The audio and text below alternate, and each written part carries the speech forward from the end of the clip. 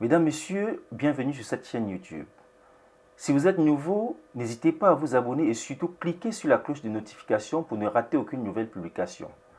Pour devoir de mémoire, l'ambassadeur itinérant, le vieux lion Albert Roger Mila, à 38 ans, avait été victime de sa non-sélection en Coupe du Monde Italie 1990. Il fallut alors l'intervention sans contestation du premier Camerounais, premier sportif, mendiant de la paix, chef de l'État, son Excellence Paul Biya, pour que le joueur le plus âgé de la Coupe du Monde participât à la compétition, car les attaquants camerounais ne donnaient pas d'assurance.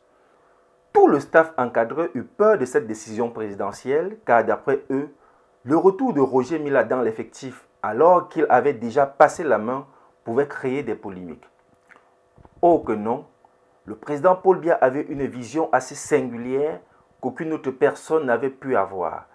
Lecture parfaite d'un homme de situation, on dira. Une réunion d'urgence avait été convoquée au Palais de l'Unité le 23 mars 1990 pour rendre la décision du président de la République qui autorisait la participation du phénoménal numéro 9, qui inscrivit un doublé contre la Roumanie en match de groupe, puis un autre doublé contre la Colombie au huitième de finale.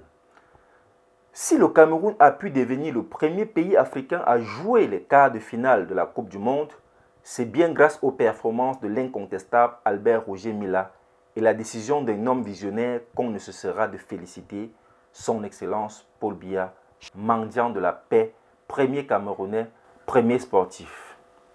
Eu donc référence au cas Roger Mila, le président de la République, qui jusqu'ici ne s'est pas encore prononcé sur le camp GAN 2, pourrait, comme en 1990, prendre une décision qui envoie GAN 2 à bord d'un jet privé au Qatar.